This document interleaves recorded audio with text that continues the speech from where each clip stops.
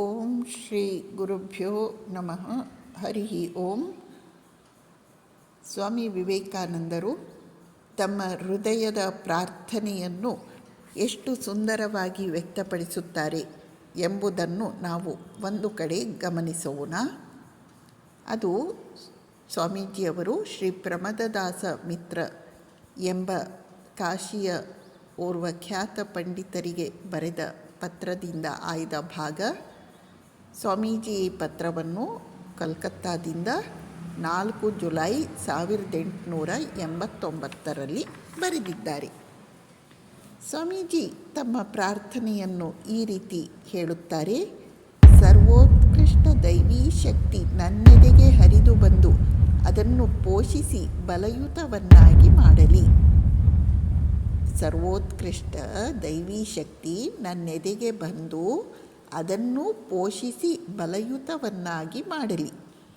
ನನ್ನಿಂದ ಎಲ್ಲ ವಿಧವಾದ ಮಾಯಾವಿಲಾಸಗಳು ದೂರಕ್ಕೆ ಸರಿಯಲಿ.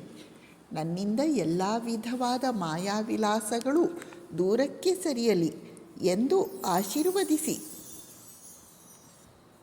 ಏಕೆಂದರೆ ಶಿಲುಬೆಯನ್ನು ನಾವು ತೆಗೆದುಕೊಂಡಿರುವೆವು.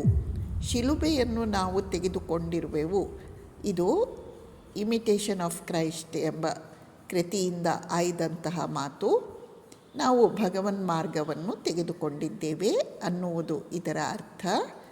ನೀನು ಅದನ್ನು ನಮ್ಮ ಕೈಗೆ ಕೊಟ್ಟಿರುವೆ. ನೀನು ಅದನ್ನು ಅಂದರೆ ಶಿಲುಬೆಯನ್ನು ನಮ್ಮ ಕೈಗೆ ಕೊಟ್ಟಿರುವೆ. ಅದನ್ನು ಮರಣಕಾಲದವರೆಗೂ ಸಹಿಸುವಂತೆ ಶಕ್ತಿಯನ್ನು ನೀಡು. ಅದನ್ನು ಮರಣಕಾಲದವರೆಗೂ ಸಹಿಸುವಂತೆ ಶಕ್ತಿಯನ್ನು ನೀಡು. ಇನ್ನೊಮ್ಮೆ ಹೇಳುತ್ತೇನೆ, ತುಂಬ ಸುಂದರವಾದ ಪ್ರಾರ್ಥನೆ.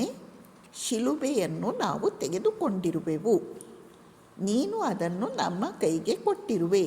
ಶಿಲುಬೆ ಅಂದರೆ ಭಗವನ್ ಮಾರ್ಗದಲ್ಲಿ ನಡೆಯುವ ಜವಾಬ್ದಾರಿ. ಆ ಛಾತಿ ಎಂದು ಅರ್ಥ ಮಾಡಿಕೊಳ್ಬಹುದು. ಅದನ್ನು ಮರಣಕಾಲದವರೆಗೂ ಸಹಿಸುವಂತೆ ಶಕ್ತಿಯನ್ನು ನೀಡು. ನಾವು ಎಲ್ಲರೂ ಮಾಡಬೇಕಾದಂತಹ ಪ್ರಾರ್ಥನೆ ಇವು. ನಮಸ್ಕಾರ.